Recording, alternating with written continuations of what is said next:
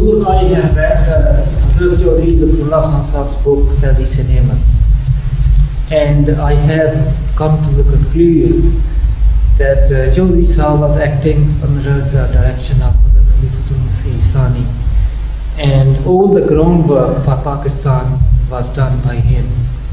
And not all the groundwork, I mean, we should exaggerate it in that sense. Some very useful suggestions were made by other people, but the groundwork was mainly done by Qadiani. But yes, at one time, Qadiani gave up. That's correct. And it is my opinion now. Then he was wrong. Yes. By other people to see and yes. The Mullah Khan did not play an instrumental role. In fact, it was the London Mosque and the Imam of yes. the London Mosque, yes. the other side, who played a very important and instrumental role in that. So what is the question now? I got the impression that if there was no Ahmediyya, there would have been no Pakistan. Well, that might be true.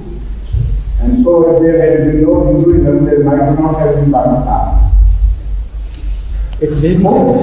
Yes, it may be so.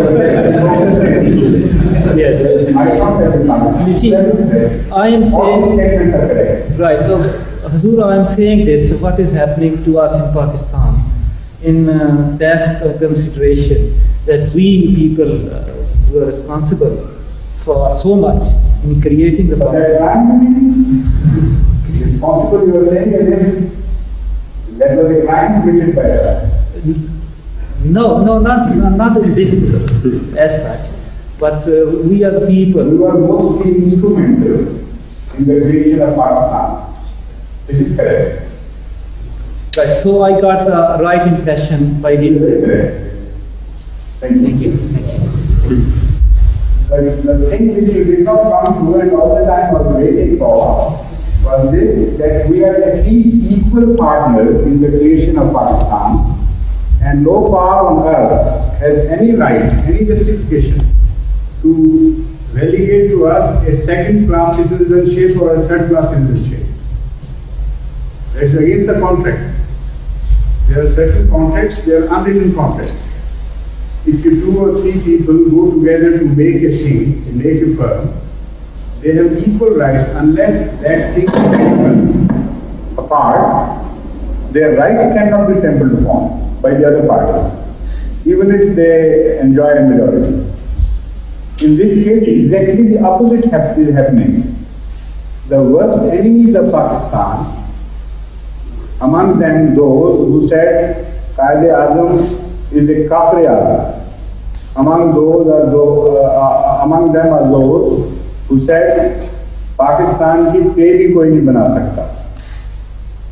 किसी माँ ने ऐसा मेरे से नहीं जो said है, किसी माँ ने ऐसा बच्चा नहीं जना जो पाकिस्तान की पे भी बना सके. No mother has given birth to a son.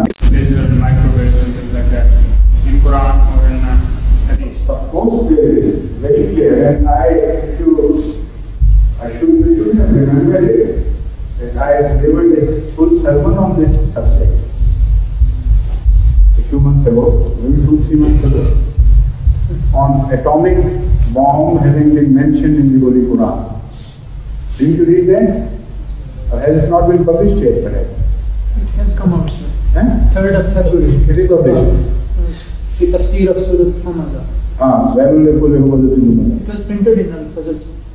It was also, I think, translated by Jayalwar Sabkano, who is very efficient in these translations, and published in English as well.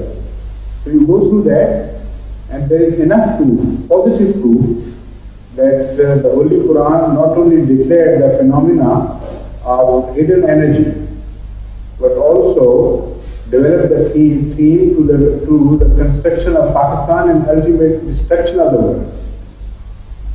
In that small surah, all that has been mentioned.